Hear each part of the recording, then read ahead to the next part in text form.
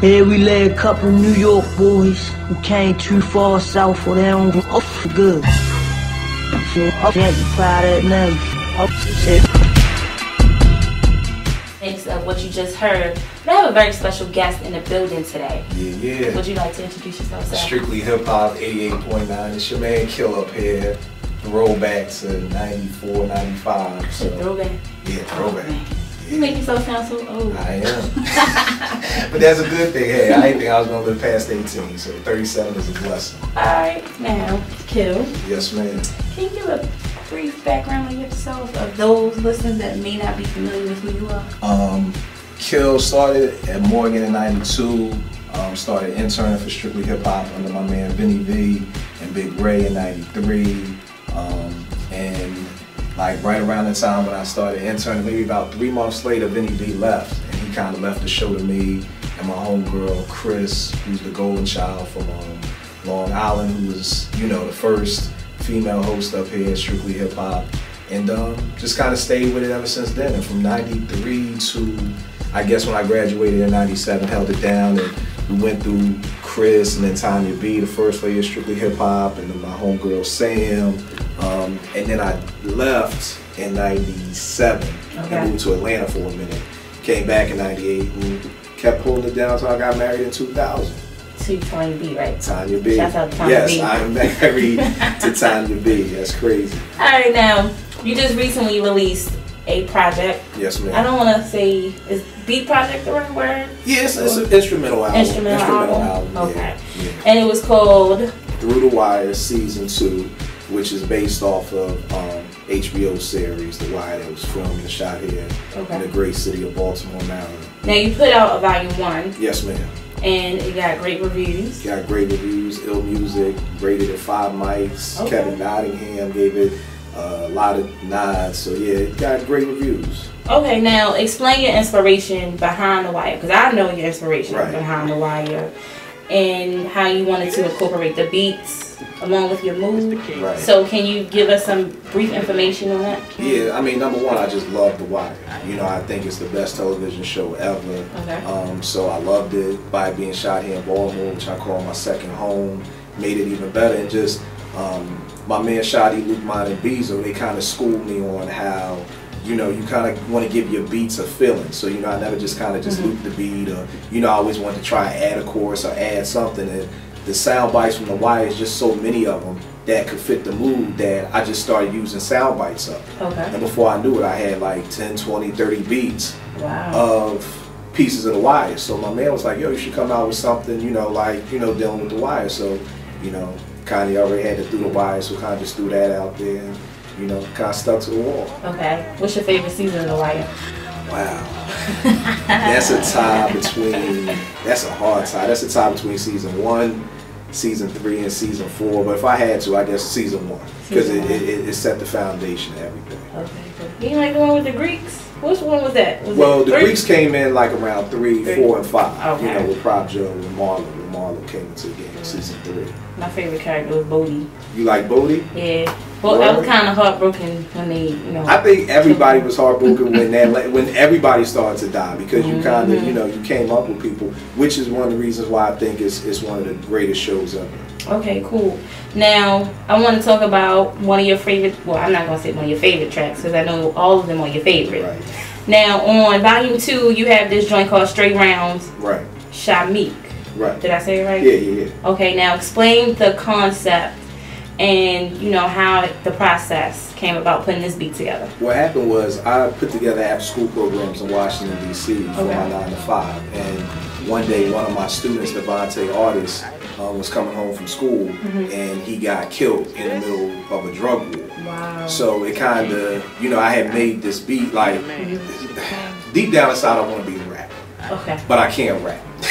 Okay? So when I make beats, I try to get the emotion that if I was rhyming into the beat. So after he passed, I had made this beat, and then it made me think about in The Wire season 2 when Bodie and everybody was shooting at everybody, and they didn't hit anybody, but the little boy died.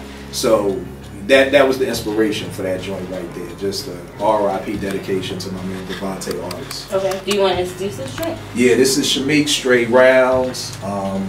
you know, Strictly Hip Hop 88.9 FM. Alright, y'all, what's good? It's your girl Floyd in the building. I have Kill also in here with me, and we're talking about Through the Wire, Volume 2. Now, what you just heard was Straight Rounds, Shamik. Now, we're going to talk about willmakebeatsforfood.com. Willmakebeatsforfood.com. Now, that's a very unique name.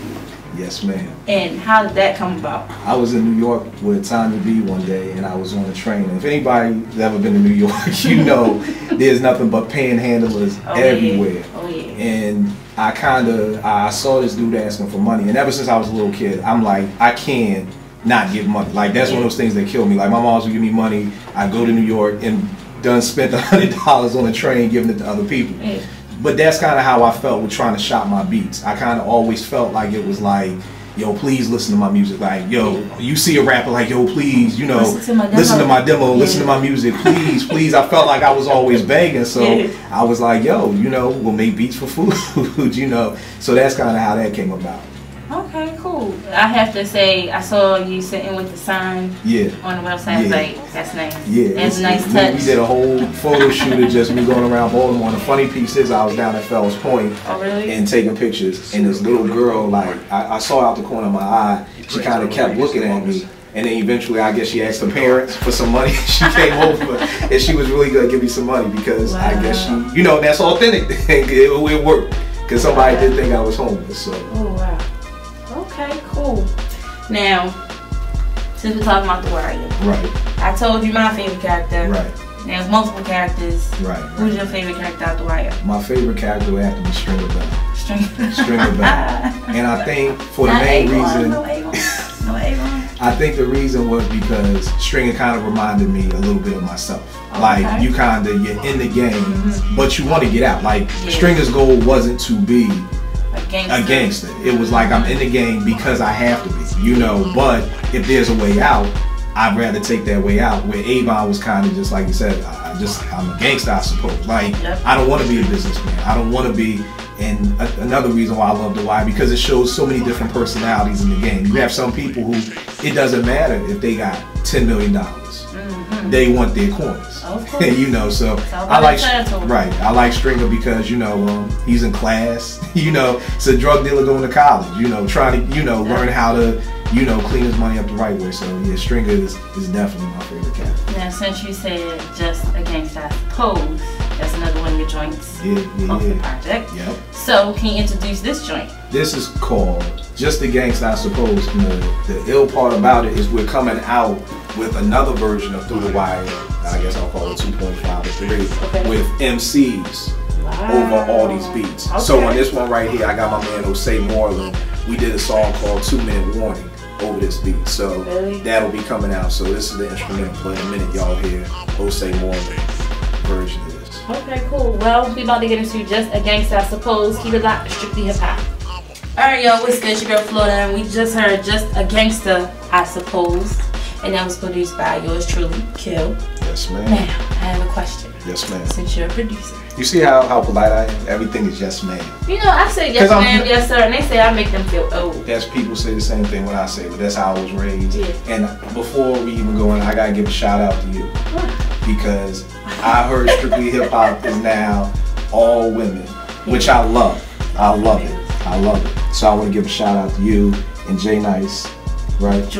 And Jewel, drop a Jewel. Shout out to all the ladies. Yeah, to all of y'all, because y'all are holding it down. And this is no easy job. 5 hours every Friday night is not an easy job. And for 3 females to be holding it down at a time when female MCs are kind of extinct, I think that's a dope thing. And I remember when I first brought you around. So I'm just taking this opportunity to say I'm very proud of you. You make me feel old.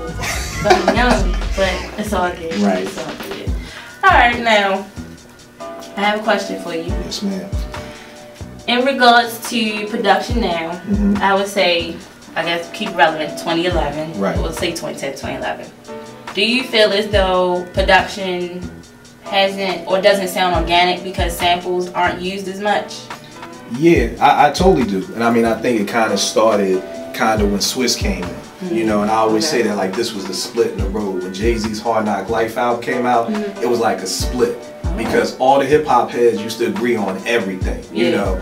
then when that album came out, it was a split. You had some people who loved it, and you have other people who hated that album. Like me personally, I hate that album. I hated the whole Swiss sound. It didn't have anything. And for all those years in between, it kind of was like, people were like, yo, get a Triton. Like, yo, throw them records away. Yo, make your own sounds. And it's funny because Jay-Z kind of, I guess, ushered that in. Okay. But then Jay turned right back around with the Blueprint and kind of ushered back in soul samples, you know. So I guess it's just a testament to say that we all follow Jay, you know. Yes. So when you say button ups, right, exactly. Button ups. You know, but you know, then there are the hip hop heads like me who never stop sampling, because I think that that's just a piece of hip hop, you know. And if you're able to play live instruments and make it sound similar to that, but then what you had is a whole bunch of producers who have no musical background talking about, I play the keyboard, you know, and so it doesn't give you that good feeling. And you know, I understand that sampling clearance is crazy. I understand that probably zaps out your whole budget,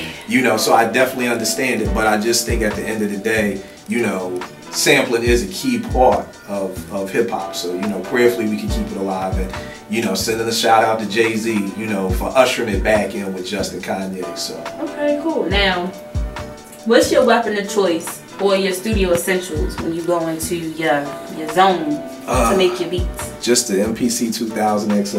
I love that machine. You know, I was raised on an ASR 10, but when Kai. Okay. Yeah. Roger Lynn. He didn't design that model, but Roger Lynn designed all the MPCs up to the 3000. So that and just a clear mind, like that's the biggest thing. You know, I'm 37, so I got kids, you got a wife, you got bills, so you're basically at the retirement stage in hip hop. Nah, but you know what? It's funny you said that, but the thing is that I learned from Tip, from the Tribe documentary, is what I loved about what he said was like, you know, I'm an entertainer.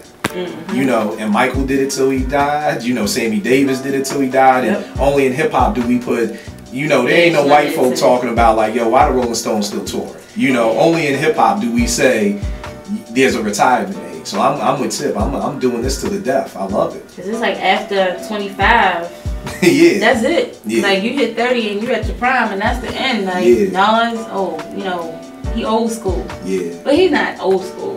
And the wonderful thing about it, and what I'm trying to do with some of the artists we'll touch on in a second, is make adult contemporary hip hop. Because I think one thing that's happened in hip hop is still a relatively young genre. Yes, you know, we're talking about 40 years. So when jazz first started, you just had jazz. But as it grew, it broke out in genres, and you had smooth jazz, you had traditional jazz, you had you know, this kind of jazz. You had different kinds, and I think that's where we're at in hip hop right now, where everybody wants to say they're hip hop, but truth be told, they're not. Like for Kenny G to say I'm a traditional jazz artist, a traditional jazz artist would fall out laughing at that. Which is how I feel about some of these new cats who are like, yo, I'm hip hop. No, you're not.